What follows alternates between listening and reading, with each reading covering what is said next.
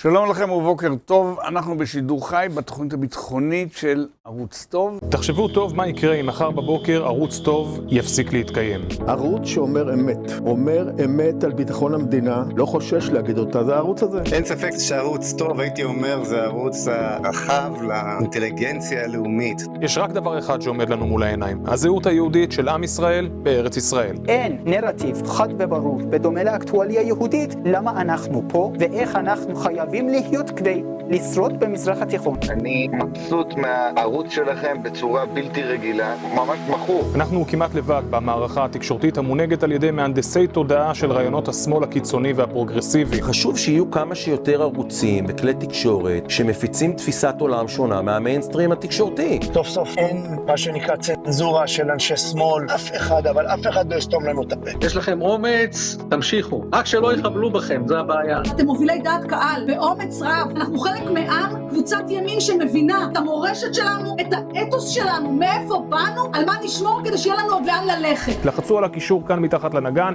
ותעזרו לנו להמשיך לעשות את מה שאנחנו עושים כל כך טוב.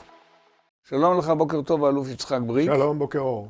היועצת המשפטית נגד מבקר המדינה מתעוררת שאלה על סמכותו. אתה רואה, גלי בהרב הביע ספק ביחד עם מתניהו, אנגלמן מוסמך לקיים, זה מבקר המדינה, לקיים את הביקורת שהוא מבקש לערוך על מלחמת חרבות ברזל. זהו זה.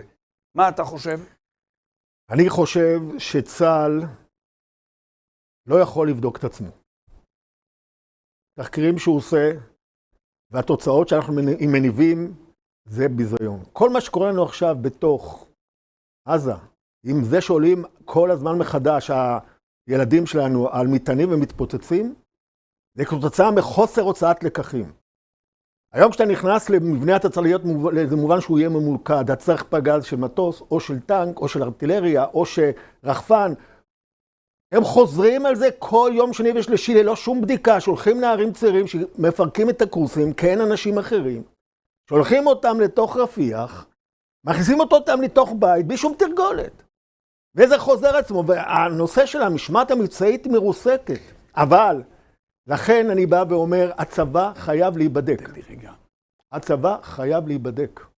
ואני מאמין שדובר צה"ל, האנשים של דובר צה"ל, סליחה, לא של דובר צה"ל, של מבקר המדינה, יודעים מה לבדוק כרגע, גם בלי שזה יפריע למלחמה שלדעתי, כפי שהיא מתבצעת, מוטב שהיא לא תהיה בכלל. צריך לעשות אותה אחרת. ולכן הבריחה מביקורת בכל מחיר. וגם כשהרצי הלוי מדבר על ביקורת, הוא אומר, אבל לא את המפקדים הבכירים, זה לא הזמן. אתה רואה שרשרת של בריחה, מלהעמיד את עצמך לביקורת, לתיקון ולשיקום. היום הרמטכ"ל והאלופים מתעסקים עם התוכניות של העבר. הם לא למדו לקחים בכלל מהמלחמה הזאת. הם קונים עוד מטוסים כאשר צריך להגדיל צבא היבשה, צריך חיל טילים, צריך לייזר, כלום מכלום, נ"מ, נגד כטב"מים, שהוא היה יכול להפיל אותם, לא נקנה, דיברת על זה כבר כמה שנים, גם עם רמטכ"לים, גם על מפקדי חיל האוויר. הם נמצאים מהעבר, ולכן הביקורות האלה הן הכרחיות, בצורה נכונה ומדודה. אומרת היועמ"שית שהכניסה של האנשים האלה, של מבקר המדינה, הם בעצם פגיעה בסודיות של הצבא, של אירועים צבאיים, של אינפורמציה צבאית. אני רוצה להגיד לך שגם היועמ"שית הזאת, עם כל הכבוד, היא זאת שנתנה לגנץ במצב שלפני בחירות, מתוך טוענה של גנץ שזה ביטחון המדינה ובלעדיה אפשר למנות את הרצי הלוי. דרך אגב, כוכבי הזה הרמטכ"ל היה מוכן להמשיך עוד חצי שנה, שתהיה ממשלה ותקבע כמו שצריך, והיא נתנה את האישור. אני לצערי הרב, אין לי דבר נגד היועצת המשפטי בגדול. כל מה שקשור לביטחון, החלטות של הצרי נוגעות ולא מה שנקרא ענייניות. נקודה. יש עליה לחץ של שר ביטחון, של אלופים, היא באה ואומרת, אם הם אומרים, ודאי שאני צריכה להסכים, אז יארה, תזמיני אותי, אספר לך מה קורה בצבא, אולי לגבי הביטחון, תקחי צעד אחד אחורה ותחשבי לפני שאת נותנת פסיקות כאלה. ומעולם המומחית לענייני צבא הזו לא הזמינה אותך לשום שיחה. טוב. שמע, הבוקר, בדרך לכאן אני שומע ידיעה מרעישה. דובר צה"ל, לא פחות, דובר צה"ל מודיע שמדינת ישראל, שהצבא מכאן ואילך כל בוקר, כל יום, משעות הבוקר, דומני מ-10 עד 11, אני לא יודע כמה. 9 שעות ביום. שמעת את הידיעה? תספר את הידיעה אתה. לא, מה ששמעתי, שעושים הפסקת לחימה, על מנת להכניס יום מוניטרי, זה בעצם מה שהוא אומר. ואני שומע הרבה יותר מזה, שהידיעה הזו, שהאירוע הזה, שההחלטה הזו בכלל לא מגיעה למעלה. כלומר, בנימין נתניהו כנראה לא יודע מזה בכלל. ספק אם הרמטכ"ל ידע מזה, ואני שואל, אתה דיברת על משמעת בצבא, ואני שואל אותך, ככה זה עובד? יכול להיות שדבר כה מרכזי, כה חשוב. ראינו שזה עובד ככה, ראינו שהדברים לא תמיד עוברים למעלה. כל מיני החלטות שלא מתקינים את הדרג המדיני, קשר מאוד בעייתי. תראה, מי שהיום מנהל לנו את המלחמה זה 3 אנשים. ביבי, גלנט והרצי הלוי. הבוקר התברר לי שלא ככה. מי עוד? לא, התברר לי שאף אחד מהם לא. לא משנה. גם שר הביטחון לא ידע על כך. אוקיי, חמור מאוד. אבל בכל מקרה, יש ביניהם איבה ענקית.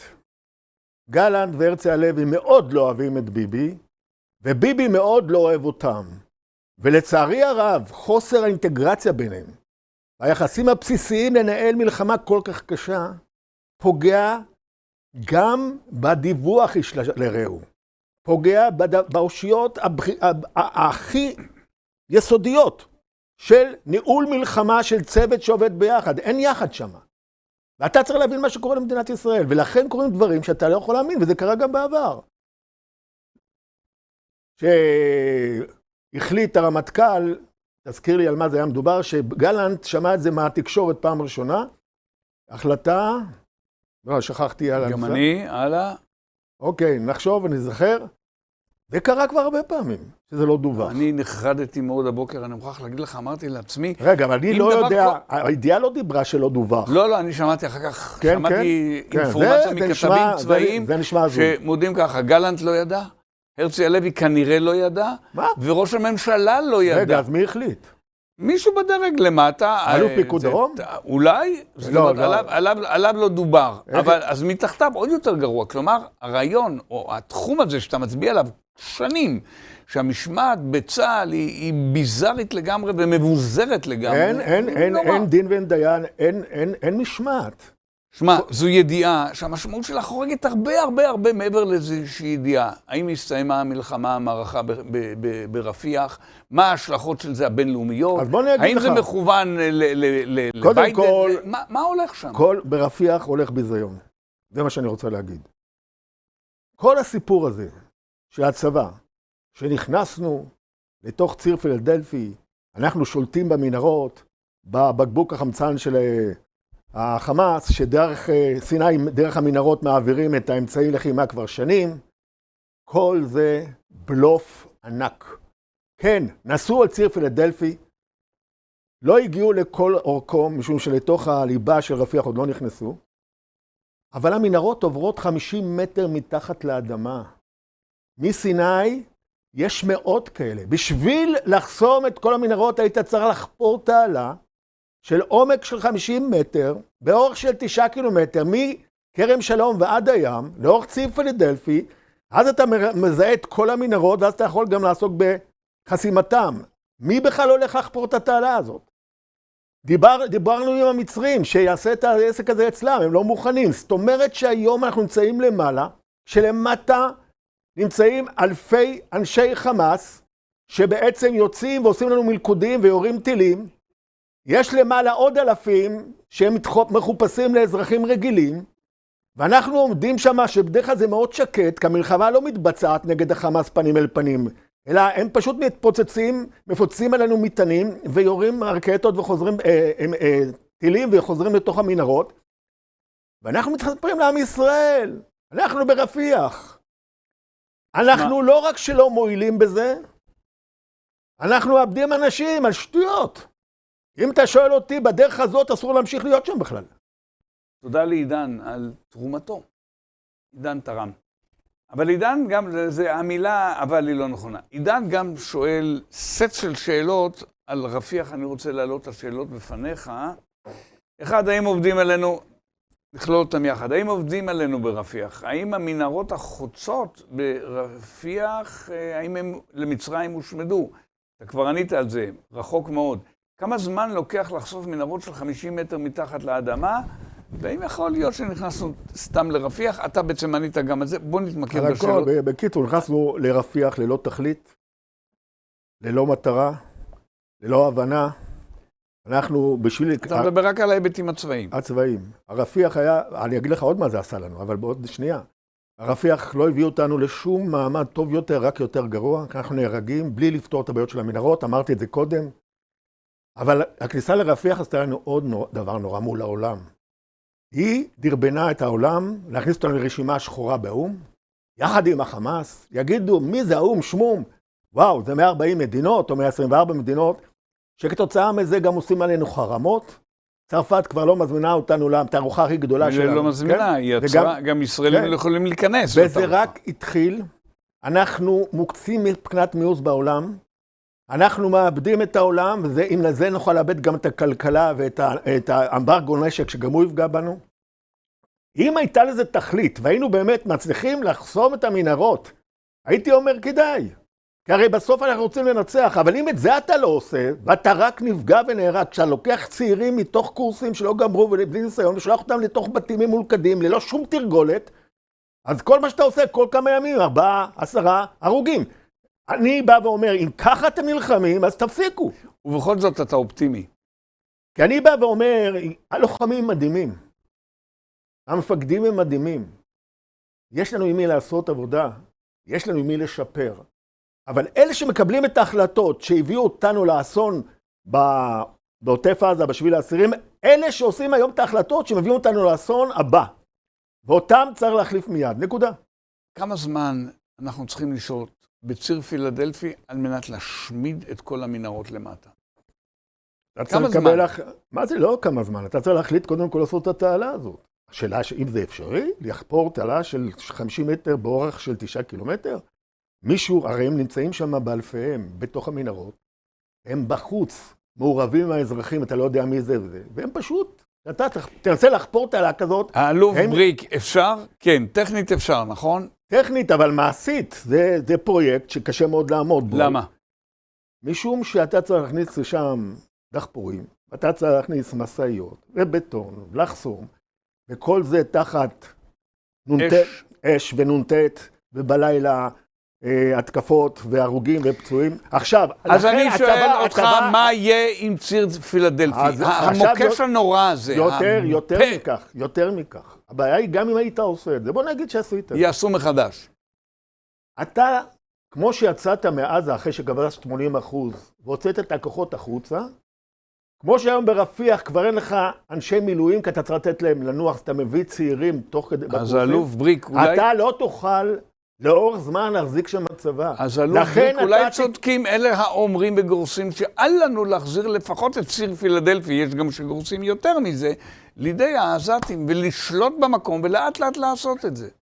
תשמע, בשביל לשלוט במקום אתה צריך כוחות. אין לך יתירות של כוחות. ולכן אתה תצטרך כל הזמן לעסוק בלחימה כדי שציר שילחמו עליו. והיינו... רגע. ואז בגלל שנצטרך כל הזמן להילחם, לכן היינו שם לפני... בריק יש סתירה בתוך דברים. אני אסביר לך. לפני ההתנתקות, 2004, היינו שם. נכון. וחטפנו בגדול, וגם סגרנו הרבה מאוד מנהרות, אבל זה היה כלום לעומת מה שהיה להם. ואז מצבנו היה הרבה יותר טוב. היום, ללכת לעשות את המחפורת הזאת ועכשיו להגן עליה, צריך להבין שזה בטש רועם. השאלה עכשיו, בוא נגיד שזה חשוב. בריק, יש סתירה עמוקה בתוך דבריך. אני רוצה, תן לי לראות לך. רק תן לי לגמור. תן לך. זה חשוב בין כמוהו, ואני מסכים שזה חשוב. השאלה אם צה"ל היום, בגודל שלו, מסוגל להתמיד ולהחזיק את זה לאורך שנה, שנתיים, 3, נקודה. זאת השאלה, משום שהיום היתירות של הכוחות היא מאוד מאוד קטנה. ולכן צה"ל מבין את זה, כמו שאני מבין את זה, והלך למצרים ואמר, בוא נעשה את זה בצד שלכם. והמצרים אמרו לא. המצרים אומרים, מה פסירו, תפסיק לבלבל את המוח. וזאת הדילמה. ראית איזה תוכנית להתחיל לחפור שם? למה הצבא מתחיל אם הכל יכול להתסדר? אני יכול עכשיו לשאול אותך? כן, דבר. כן. השאלה היא זו, יש סתירה עמוקה בתוך דבריך. מצד אחד אתה שם, זה ממה נפשך. מצד אחד אתה שם את התמונה של היום ואתה אומר, המצב רע. ותוקפים אותנו כבר היום ויתקפו עוד יותר בעתיד. מצד שני, מה יוצא מזה? שאנחנו צריכים לעזוב, ואז בוודאי יימשך מה שקורה היום? כלומר, הרי לי מוצא מתוך המבוך אז הזה. תקשיב, זה שאתה למעלה במילא אתה לא עוצר. אמרתי את זה.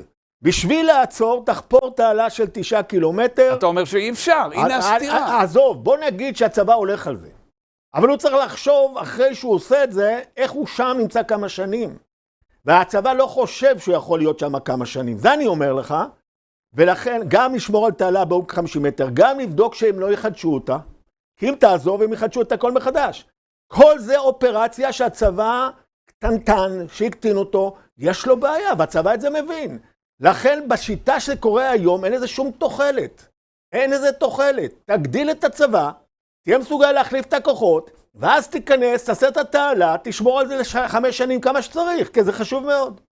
סובלים מבעיות אורתופדיות, פציעה או בעיה רפואית מקבילה? יכול להיות שמגיע לכם תו נכה, חוסך לכם כסף, מקל עליכם בשגרה, ויכול להציל חיים בשעת חירום. פנו עוד היום לזכויות ובדקו זכאותכם.